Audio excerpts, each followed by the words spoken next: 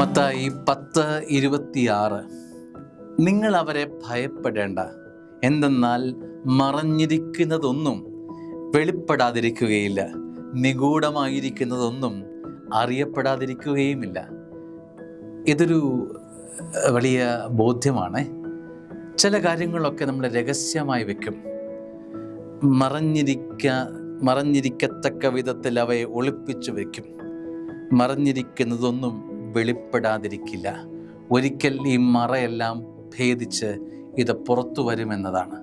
രഹസ്യം പരസ്യമാകുന്ന ദിനം മുൻപിൽ വരും. നീ ഹൃദയത്തിൽ ചേർത്തു വയ്ക്കുന്ന ഈ മറവ് അനുഭവങ്ങളെല്ലാം ഒരിക്കൽ നിനക്ക് വെളിച്ചത്ത് വരുമ്പോൾ വിനയായി വരുമെന്നതാണ് ഈ വചനത്തിൻ്റെ സൂചന. അന്ധകാരത്തിൽ നിങ്ങളോട് പറയുന്നവ പ്രകാശത്തിൽ പറയുവിൻ, ചെവിയിൽ മന്ത്രിച്ചത് പുരമുകൾ ഘോഷിക്കുവിൻ. എല്ലാം വെളിപ്പെടുന്ന അനുഭവങ്ങളുണ്ടാകും. അതുകൊണ്ട് തന്നെ നിൻ്റെ ഉള്ളറകളിലെ അനുഭവങ്ങൾ തന്നെ പുറത്തുള്ളതായി മാറട്ടെ. നിൻ്റെ അകവും പുറവും ഒരേപോലെ ശുദ്ധിയും തെളിമയും ഉള്ളതായിക്കൊള്ളട്ടെ. പുറത്ത് കാണിക്കുന്നത് ഒന്ന്, നിൻ്റെ ഉള്ളറകളിലേക്ക് വരുമ്പോൾ മറ്റൊന്ന്.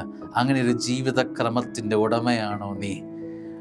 മറ്റുള്ളവർ നോക്കുമ്പോൾ സുന്ദരവും ഭാഗ്യവും സന്തോഷവും മണമുള്ള ജീവിതം, എന്നാൽ അകത്തേക്ക് ചികഞ്ഞു കയറി വന്നാൽ വളരെയധികം സങ്കടകരമായ അനുഭവങ്ങളാണ് ജീവിതത്തെങ്കിൽ, മ്ലാനകരമായ അനുഭവങ്ങളാണ് ജീവിതത്തെങ്കിൽ, ദുർഗന്ധം വഹിക്കുന്ന അനുഭവങ്ങളാണ് ജീവിതത്തെങ്കിൽ, പ്രകാശം കെട്ട അനുഭവങ്ങളാണ് ജീവിതത്തിനുള്ളിലെങ്കിൽ, സ്നേഹമുള്ളവരെ, പുറവും അകവും തമ്മിൽ ഒരുപാട് അന്തരമുണ്ടെന്ന് പുറം ലോകം പറയും. ദൈവം അനുഗ്രഹിക്കട്ടെ. ആമേൻ.